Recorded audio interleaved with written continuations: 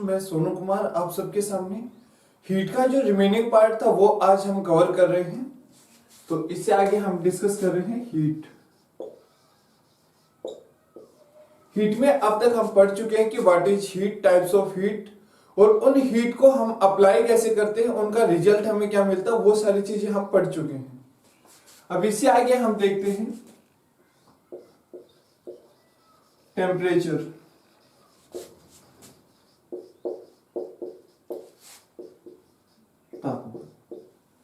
देखो, कोई भी वस्तु गर्म है या ठंडी है, कोई भी वस्तु गर्म है या ठंडी है, वो किसके कारण है? हीट के कारण है।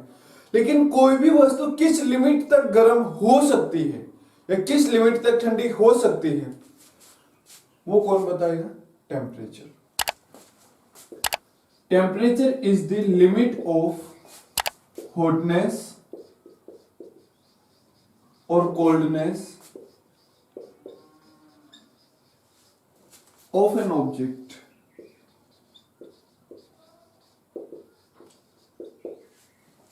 Temperature is the limit of hotness or coldness of an object. Units of temperature.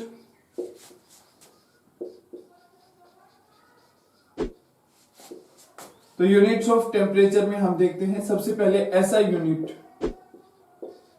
SI unit, उसके बाद है सीजीएस यूनिट। अब देखो, सीजीएस यूनिट का रिलेशन या कुछ इस तरीके से, जैसे जनरली हम क्या पढ़ते हैं कि SI unit, CGS unit, APS unit, इस तरीके से, या एमकेएस यूनिट। लेकिन यहां ऐसा सिस्टम नहीं है। यहां सिस्टम क्या है कि एसआई यूनिट का तो नाम गिवन है, लेकिन इनका कोई नाम गिवन नहीं है। आपसे कोई नहीं पूछ सकता कि what is CGS unit of temperature, what is APS unit of temperature. हाँ, ऐसा यूनिट जरूर पूछेगा। ऐसा यूनिट ऑफ टेम्परेचर क्या होगा? केल्विन होगा। इससे आगे जो सीजीएस, एपीएस, इनकी बजाय क्या लिखेगा? वो इनकी बजाय लिखेगा अदर यूनिट। तो अदर यूनिट टेम्परेचर की क्या है? सेल्सियस, फ़ारेनहाइट, र्यूमर और रैंकिन। ये सारी अदर यूनिट ऑफ टेम्परेचर है। ऐसा यूनिट है केल्विन, बाकी सारी अदर यूनिट है।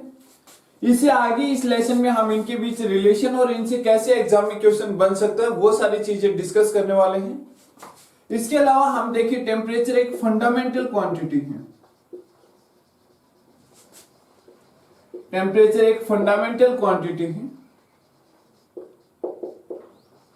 मूल राशि है। हम जानते हैं ना, अपने पास टोटल 7 फंडामेंटल क्वांटिटी है। Length, mass, time, temperature, current, amount of substance, luminous intensity. ये टोटल अपने पास 7 फंडामेंटल क्वांटिटी है। और फंडामेंटल क्वांटिटी वो होती है जिन्हें हम दूसरी क्वांटिटी की सहायता से एक्सप्लेन नहीं कर सकते। Can not explain by any other quantity, वो क्या रहती है? Fundamental quantity. The quantity can not be further derived या further can be explain in shorter term, इनसे छोटी टर्म नहीं हो सकती। हाँ, फंडामेंटल इन 7 की सहायता से कोई भी टर्म एक्सप्लेन कर सकते हैं। तो इसमें क्या हो जाएगा अपने पास? Can not be explained, can not be explained by any other quantity, can not be explained by any other quantity. तो यहां से हमें दिखाई दे रहा है कि टेम्परेचर क्या होगा, ऐसा यूनिट क्या होगी, अदर यूनिट क्या होंगी। ये एक फंडामेंटल क्वांटिटी है। उसके बाद अगर इससे आगे जानना चाहो तो ये एक स्केलर क्वांटिटी है, अदिश राशि है। ये एक स्केलर क्वांटिटी है, अदिश राशि है। यहां तक की चीजें आपको जाननी है। अब हम देखते हैं कि टेम्परेचर के डिफरेंट स्केल्स हैं, उनके बीच क्या रिलेशन है।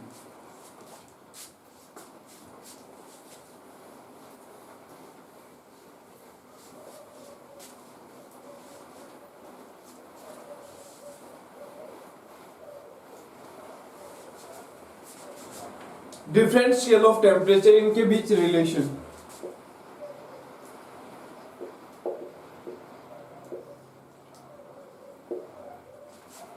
तो कौन कौन से स्केल है अपने पास, एक बार उन्हें हम लिख लेते हैं। सेल्सियस है, केल्विन है, फ़ारेनहाइट है,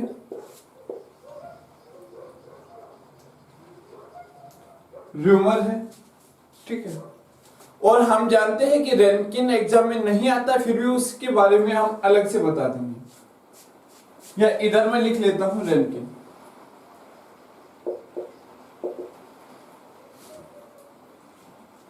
अब देखो जो कंडीशंस आपको लेनी है, जो कंडीशंस आपको लेनी है, यहां से ऊपर वाली कंडीशन है बॉइलिंग पॉइंट ऑफ वाटर।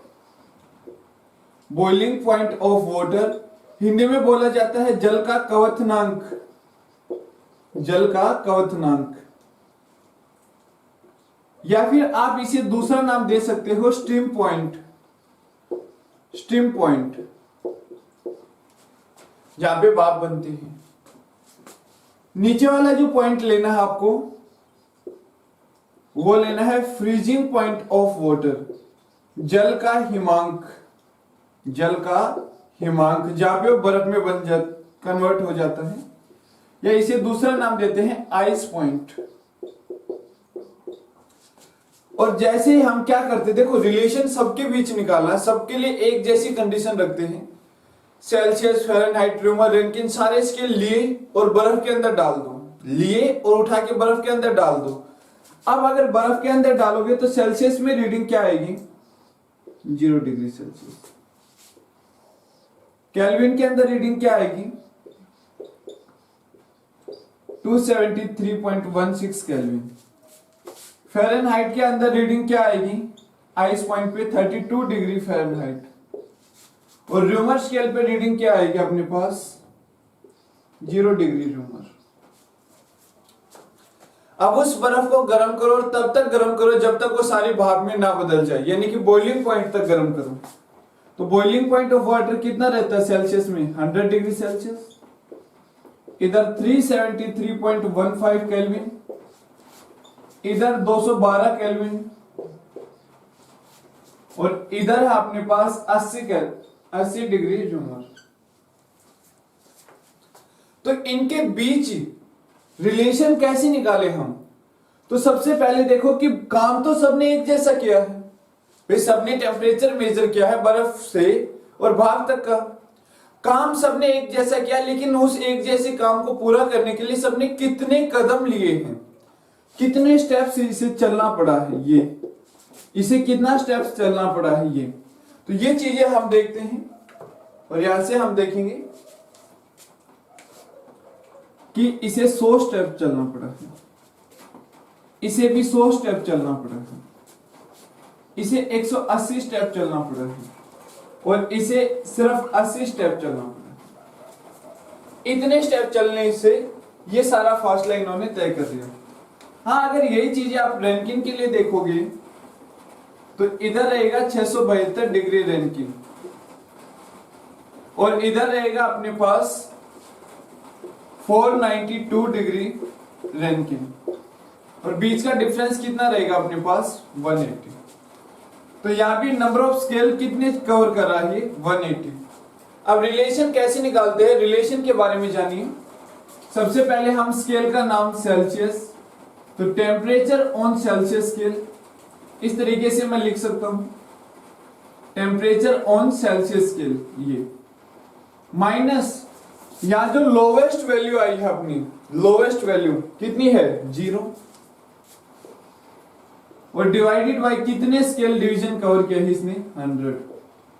इसी तरीके से temperature in kelvin scale minus 273.15 divided by क्या हो गया, 100। इसी तरीके से बाकी स्केल के लिए भी आप निकाल सकते हो, क्या होगा, temperature on Fahrenheit scale, temperature on Fahrenheit scale minus 32 divided by 180, इसी तरीके से temperature on rumour scale -0 divided by 80, ये इनके बीच रिलेशन आया है, ये इन सब के बीच रिलेशन आया है। और इसी रिलेशन की सहायता से आपको सारे क्वेश्चंस करने हैं। इस रिलेशन को आसान कैसे बनाया जा सकता है कि नीचे वाले सारे 20 के मल्टीपल हैं, 20 से गुना हो जाएंगे, तो क्यों ना इस पूरी इक्वेशन को मैं 20 से गुना कर दूं। तो मल्टीप्लाई बाई 20, इधर भी इक्वल टू के इधर भी और इधर भी, तो क्या आ जाएगा 20 से मल्टीप्लाई करने पे 4 9 5 5, यानी कि इसके बाद जो रिलेशन निकल के आ रही है अपने पास वो क्या आ रही है, वो नीचे मैं यहां लिख रहा हूं, जो फाइनल रिलेशन अपने पास निकल के आ रही है।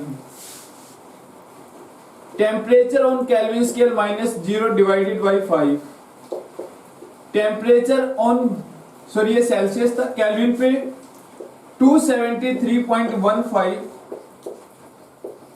Divided by 5, temperature on Fahrenheit scale -32 divided by 9, temperature on Fahrenheit scale divided -32 divided by 9, और इसी तरीके से temperature on rumour -0 divided by 80 की जगह क्या आ गया था अपने पास 4।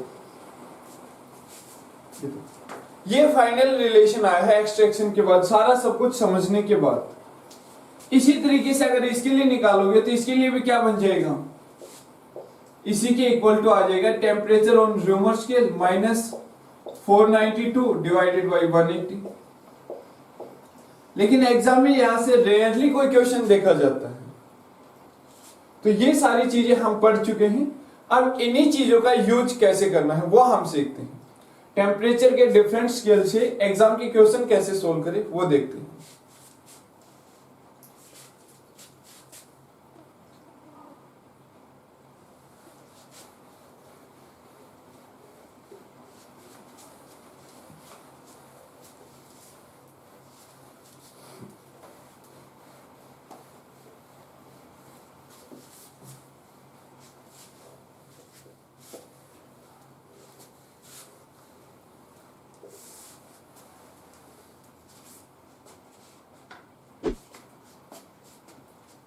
सबसे पहले मैं देखता हूं क्वेश्चन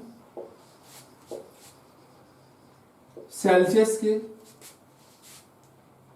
और फ़ारेनहाइट स्केल से। एग्जाम में किस तरीके के क्वेश्चन बन सकते हैं, देखिए कैसे जाने इनके बारे में। एक तरफ मैं लेता हूं सेल्सियस और एक तरफ मैं लेता हूं फ़ारेनहाइट। एक तरफ मैं लेता हूं सेल्सियस, एक तरफ मैं लेता हूं फ़ारेनहाइट। चलिए जान लेते हैं इनके बारे में।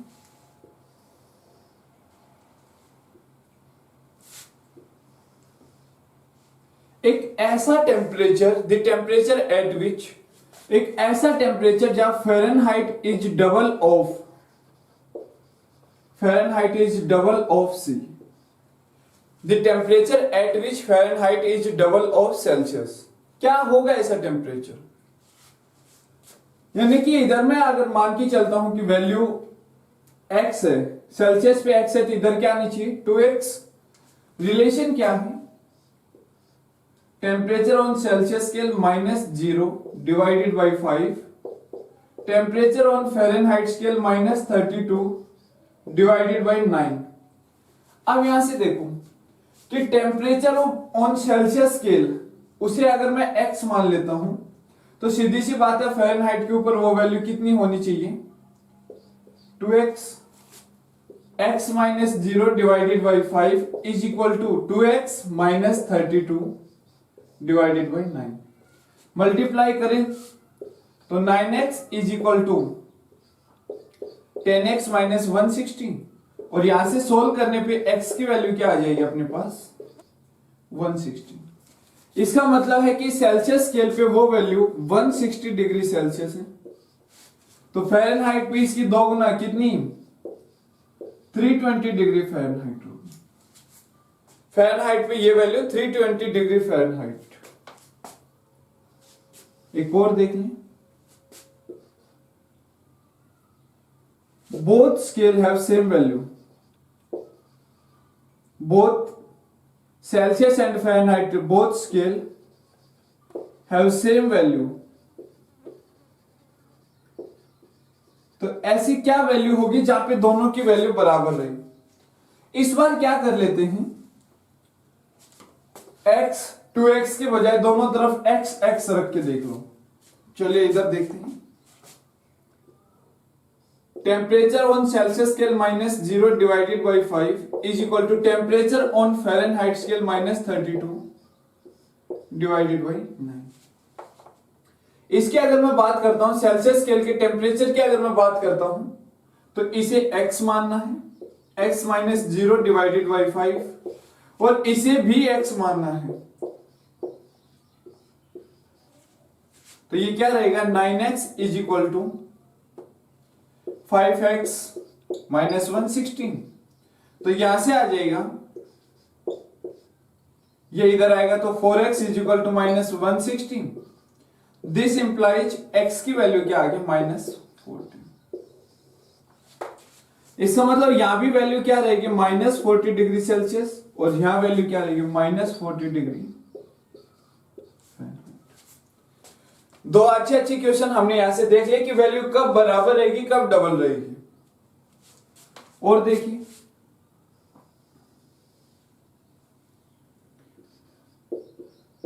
Freezing point of water, freezing point of water, या फिर हम कहें कि आइस पॉइंट ऑफ वाटर।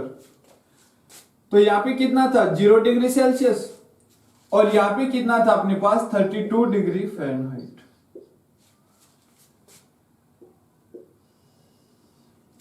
इसके बाद बॉडी टेम्परेचर, बॉडी टेम्परेचर अपने शरीर का तापमान, तो यहां पे कितना रहता है, 36.9 डिग्री सेल्सियस, और इधर कितना रहेगा, 98.4 डिग्री फ़ारेनहाइट। इसके बाद अपने पास आता है बॉइलिंग पॉइंट ऑफ वाटर, जल का क्वथनांक, बॉइलिंग पॉइंट ऑफ वाटर कितना रहेगा भाई, इधर था अपने पास कितना,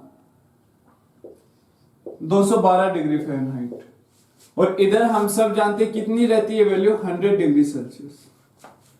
तो यहां से सेल्सियस और फ़ारेनहाइट के बारे में हम जान चुके हैं, सेल्सियस और फ़ारेनहाइट के बारे में जान चुके हैं।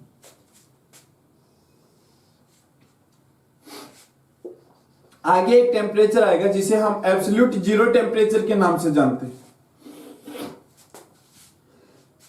सॉरी, जिन्हें हम एब्सोल्यूट जीरो टेम्परेचर के बारे में जानते हैं। ये मिनिमम टेम्परेचर रहता है किसी भी स्केल पे जो हम मेजर कर सकते हैं। तो इधर जो वैल्यू रहेगी एब्सोल्यूट जीरो टेम्परेचर के, वो -273.15 डिग्री सेल्सियस, और वो वैल्यू इधर रहेगी अपने पास -459.4 डिग्री फ़ारेनहाइट। हाँ, ऑन एन एवरेज इसे -460 डिग्री फ़ारेनहाइट आप लिख सकते हो। तो ये वो क्वेश्चन है जो बार बार पूछे जाते हैं सेल्सियस और फ़ारेनहाइट से। ये सारा किस रिलेशन के अकॉर्डिंग निकाल रहे हैं हम, ये सारा इस रिलेशन के अकॉर्डिंग निकाल रहे हैं। जब एक साइड की वैल्यू कांस्टेंट है, एक साइड की वैल्यू कांस्टेंट है, तो उसकी दूसरी साइड आप दूसरे स्केल के ऊपर उसकी वैल्यू देख सकते हो। तो ये सारे क्वेश्चन से एक ऐसा टेम्परेचर जहां फ़ारेनहाइट सेल्सियस का दोगुना है, boiling point of water, body temperature of human, हमारा बॉडी टेम्परेचर, उसके बाद है freezing point of water, both scale have same value, और एब्सोल्यूट जीरो टेम्परेचर, परम शून्य ताप। इसके बारे में आगे भी हम डिस्कस करेंगे। पहले हमने देखा सेल्सियस और फ़ारेनहाइट से क्या क्वेश्चन बन सकता है।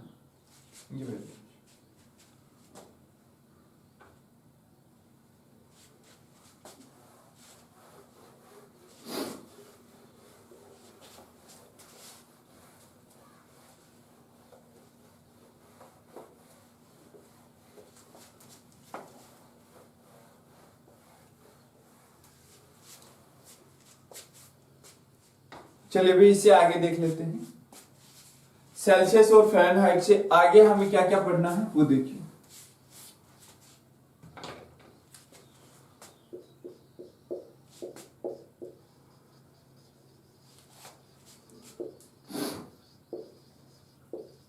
टेम्परेचर ऑफ सन, सूर्य के तापमान की बात करें, ये अपने पास है सन।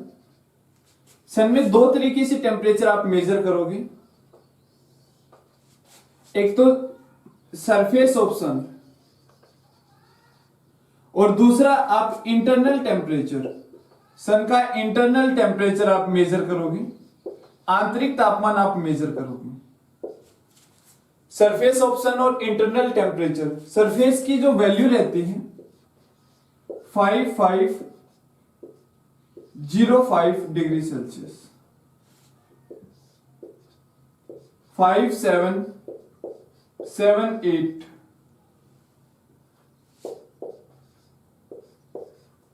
ये लगभग 5778 ये लिखा रहता है।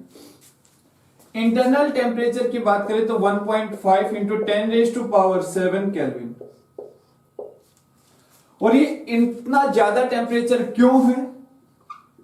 क्योंकि सन के अंदर क्या रहती है? Nuclear reaction. और न्यूक्लियर रिएक्शन में कौन सी? तो न्यूक्लियर फ्यूजन,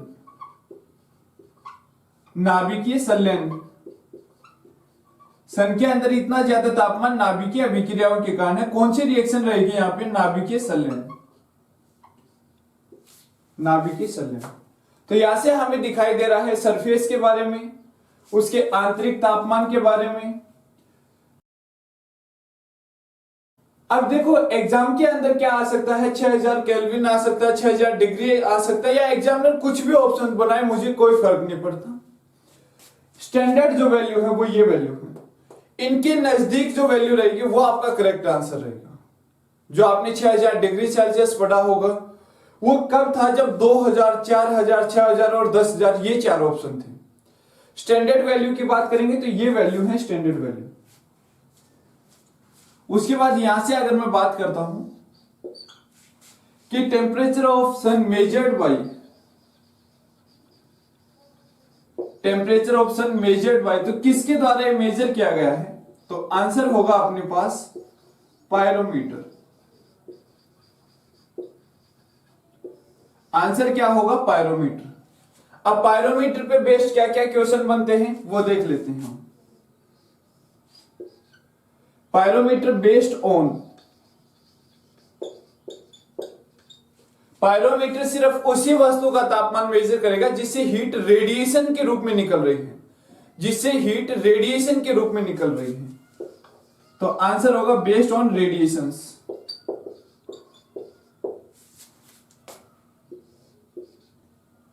किस प्रिंसिपल को ये फॉलो करता है? किस प्रिंसिपल या लॉ को, नियम को ये फॉलो करता है? तो आंसर होगा स्टीफन्स लॉ को फॉलो करता है। स्टीफन्स लॉ को फॉलो करता है। स्टीफन्स लॉ क्या है कि energy radiating per unit time per unit area is directly proportional to 4th power of its absolute temperature. E directly proportional T की पावर 4। उसके बाद हम जान रहे हैं पायरोमीटर के बारे में।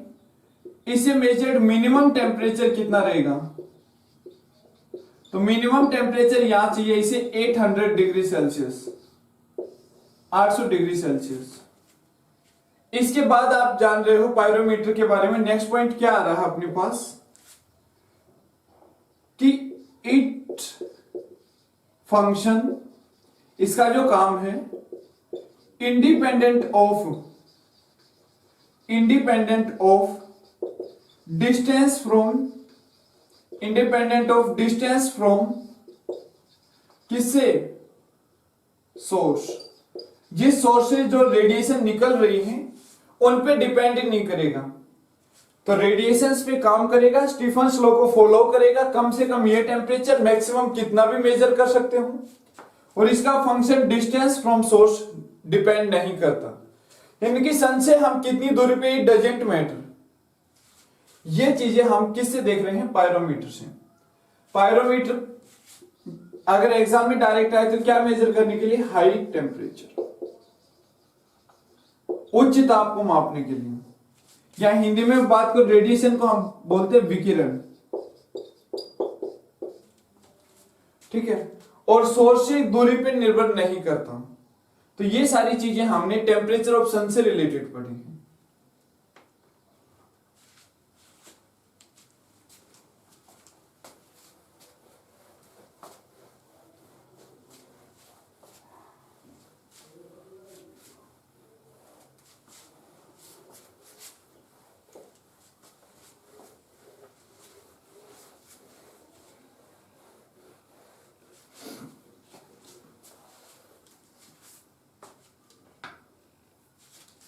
नेक्स्ट यहां से क्वेश्चन बनता है, temperature marked on, temperature marked on किसके ऊपर?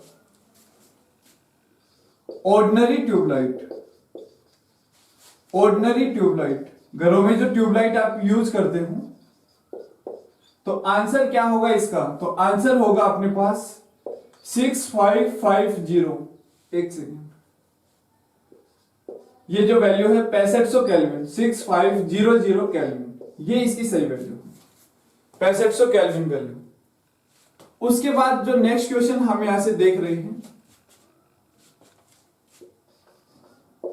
वो बनता है absolute temperature. Absolute temperature Hindi में बोला जाता है परम ताप, हिंदी में बोला जाता है परम ताप।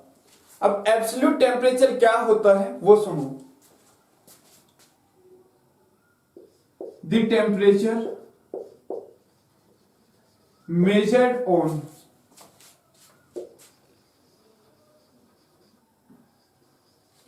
the temperature measured on absolute scale, absolute scale. और एब्सोल्यूट स्केल की बात करूं मैं तो आंसर क्या रहेगा? Kelvin scale is known as absolute temperature, is known as absolute temperature. जो टेम्परेचर हम केल्विन स्केल के ऊपर मेजर करते हैं वो कहलाता है अपना एब्सोल्यूट टेम्परेचर, परम ताप। अब इससे आगे देखिए, एब्सोल्यूट जीरो टेम्परेचर। यहां से आगे क्या क्वेश्चन बनेगा? एब्सोल्यूट जीरो टेम्परेचर, परम शून्य ताप, एब्सोल्यूट जीरो टेम्परेचर, परम शून्य ताप। क्या रहता है, कैसे रहता है, एक बार उसके बारे में जान लेते हैं। सबसे पहले देखो इसकी वैल्यू क्या रहेगी। तो वैल्यू हम देखते हैं। सबसे पहले मैं देखना चाहूंगा केल्विन स्केल पे, क्योंकि स्टैंडर्ड स्केल ऐसा स्केल कौन सा? अपना केल्विन। और एक चीज ध्यान रखिए, केल्विन के साथ कभी डिग्री का इस्तेमाल नहीं होता, क्योंकि जब वैल्यू एब्सोल्यूट वैल्यू रहती है, जब वैल्यू एब्सोल्यूट वैल्यू रहती है तो उनके साथ केल्विन का इस्तेमाल नहीं किया जाता। जब वैल्यू एब्सोल्यूट वैल्यू होंगे तो केल्विन का इस्तेमाल नहीं किया जाता। तो यहां से देखिए केल्विन के ऊपर, तो अगर आगे एब्सोल्यूट है तो पीछे क्या हो गया? केल्विन। टेम्परेचर कितना रहा? 0 केल्विन। उसके बाद हम बात करते हैं केल्विन के बाद सेल्सियस स्केल पे, तो -273.15 डिग्री सेल्सियस। उसके बाद फ़ारेनहाइट स्केल पे -459.4 डिग्री फ़ारेनहाइट। इसी तरीके से आप र्यूमर और रैंकिन पे भी काउंट कर सकते हो, लेकिन एग्जाम पॉइंट ऑफ व्यू से एज आई थिंक यहां तक चीजें सफिशिएंट है। तो ये था अपने पास एब्सोल्यूट जीरो टेम्परेचर।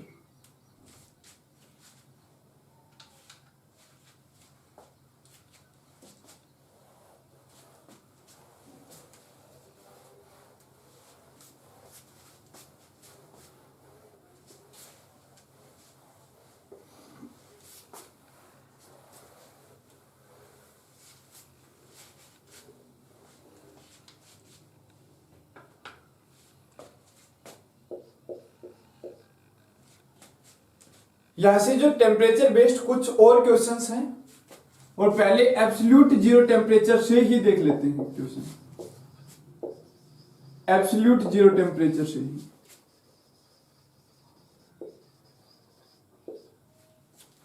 क्या क्या क्वेश्चन बनते हैं वो सुनो। ये मिनिमम टेम्परेचर है,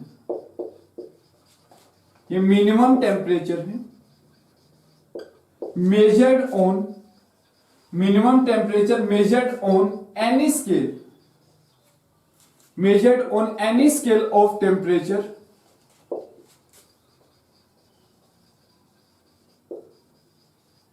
absolute zero temperature। उसके बाद दूसरा क्वेश्चन यहां से अपने पास बनता है एब्सोल्यूट जीरो टेम्परेचर से। At this temperature molecules of ideal gas, molecules of ideal gas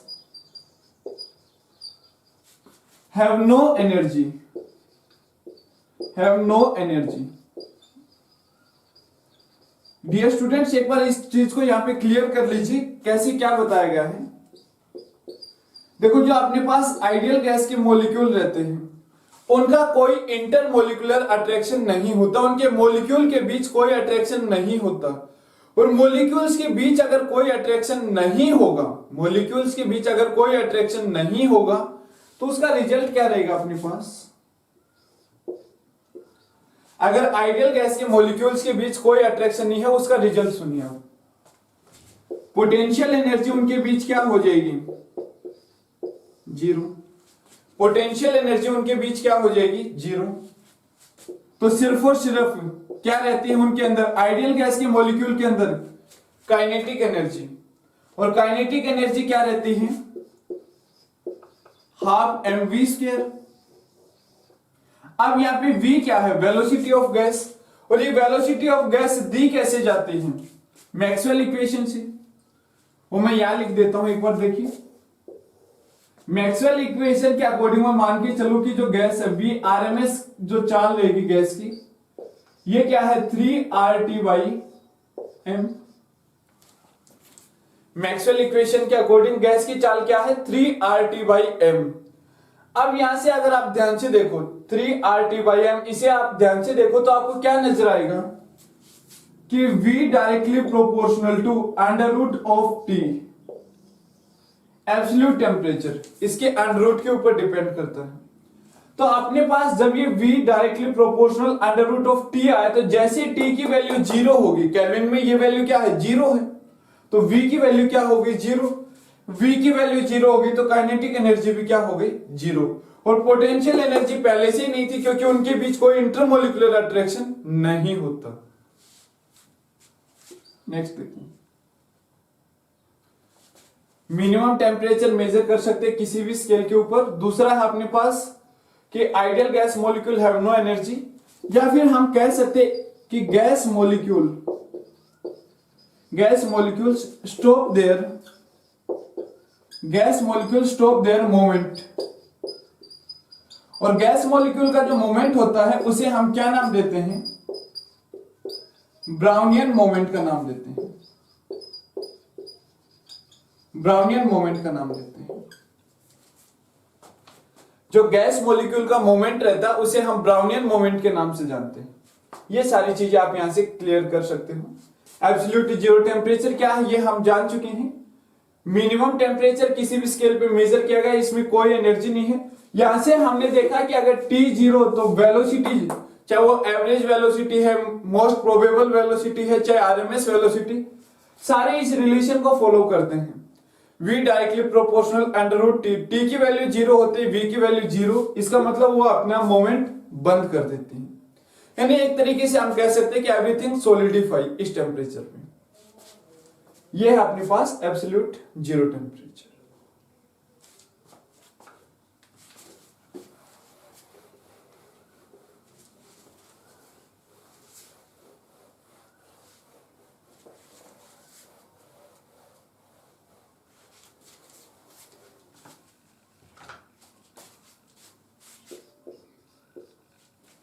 absolute zero temperature के बाद हम कुछ चीजें यहां से जानना चाह रहे हैं। वो एक बार देख लेते हैं। टेम्परेचर के बाद हमने देखा एब्सोल्यूट जीरो टेम्परेचर, और उसके बाद चीजों को अगर जानना चाहें हम,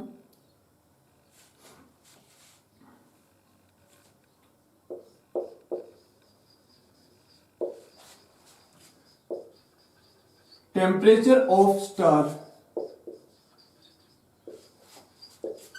decides the color of star, decide the color of star। अब यहां से देखो कि तारों का हमें अलग अलग रंग दिखाई दे रहा। मान लेते हैं कि अपने पास जो स्टार है ये रेड, ये मैं मान लेता हूं ब्लू है। इसी तरीके से बाकी के कलर आप अज्यूम कर सकते हो। तो यहां से देखिए ये कलर किसके अकॉर्डिंग दिखाई दे रहे हैं इनके, तो आंसर होगा किसके अकॉर्डिंग, टेम्परेचर के अकॉर्डिंग। और किस नियम पे बेस्ड हम ये बात कर रहे हैं, तो हम ये बात कर रहे हैं वेन के डिस्प्लेसमेंट नियम से, वेन डिस्प्लेसमेंट लॉ। ये क्या था, जो वेवलेंथ एसोसिएटेड है एब्सोल्यूट टेम्परेचर के साथ B, और ये B क्या है अपने पास, एक कांस्टेंट है, ये वेन डिस्प्लेसमेंट कांस्टेंट है। अगर आपसे वेन डिस्प्लेसमेंट कांस्टेंट की यूनिट पूछे तो क्या हो जाएगी इस यूनिट, ये लेंथ है और ये अपने पास टेम्परेचर है, लेंथ की क्या रहेगी मीटर और टेम्परेचर की क्या रहेगी केल्विन। ये इसके लिए यूनिट बन जाएगी। डायमेंशन भी इसके लिए निकाल सकते हो, मीटर के लिए L और टेम्परेचर के लिए K या थीटा हम यूज करते हैं। तो ये है वेन डिस्प्लेसमेंट कांस्टेंट। और वेन डिस्प्लेसमेंट लॉ क्या है कि जो वेवलेंथ एसोसिएटेड है किसके साथ, टेम्परेचर के साथ, इन दोनों की मल्टीप्लाई क्या रहेगी, कांस्टेंट रहेगी। तो कलर ऑफ स्टार डिसाइड, एक second, temperature of star decide the colour of star. इसी तरीके से देखो आप ये देख सकते हो,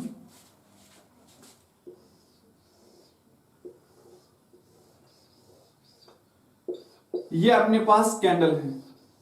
मान लेता हूं मैं कैंडल फ्लेम में अलग अलग कलर है, कौन कौन से मैं मान के चलता हूं, ब्लैक, फिर उसके बाद मैं मान के चलता हूं यहां से येलो, उसके बाद मैं मान के चलता हूं ब्लू। 3 कलर आपको फ्लेम में दिखाई देंगे। तो इनमें से सबसे ज्यादा टेम्परेचर किसका होगा, सर यहां से निकाल लीजिए। यहां से क्या निकालें कि जिसके लिए वेवलेंथ का मान कम होगा, ये वेवलेंथ मिनिमम वेवलेंथ है, जिसके लिए वेवलेंथ का मान कम होगा उसके लिए टेम्परेचर की वैल्यू ज्यादा रहेगी। इसके कहने का मतलब है अगर हम इस कलर पैटर्न पे जाएं, अगर हम इस विबग्योर को देखें, कलर पैटर्न को देखें, तो हमारे लिए क्या है कि रेड के लिए वेवलेंथ की वैल्यू सबसे ज्यादा, तो टेम्परेचर क्या रहेगा, सबसे कम। टेम्परेचर यहां रहेगा लीस्ट, सबसे कम। और अगर वॉयलेट के लिए जाओगे तो टेम्परेचर रहेगा मोस्ट, सबसे ज्यादा। और जब आप इधर आ रहे हो, जब आप इधर आ रहे हो तो टेम्परेचर क्या कर रहा है, इंक्रीज कर रहा है। और अगर बात की जाए व्हाइट कलर की, तो व्हाइट कलर इन दोनों के बीच आएगा। और बात की जाए ब्लैक कलर की, तो वो रेड से भी आपको इधर नजर आ जाएगा। क्योंकि ब्लैक कलर कब दिखाई देगा, जब सब्सटेंस बर्न नहीं करता है, उस कंडीशन में जो फ्लेम बनता है वो ब्लैक बनता है। तो ये देखिए, यहां से हमें क्या जानना था कि रेड और ब्लू में से ज्यादा गर्म कौन है, तो आंसर होगा ब्लू ज्यादा गर्म है। या ब्लैक येलो ब्लू में से, तो हम जानते हैं कि ब्लू वाला जो पार्ट रहेगा वो हॉटेस्ट पार्ट रहेगा, वो हॉटेस्ट पार्ट रहेगा। तो ये सारी चीजें हमने टेम्परेचर से जानी है। ये टेम्परेचर का पार्ट 1 है। इससे आगे टेम्परेचर का पार्ट 2 हम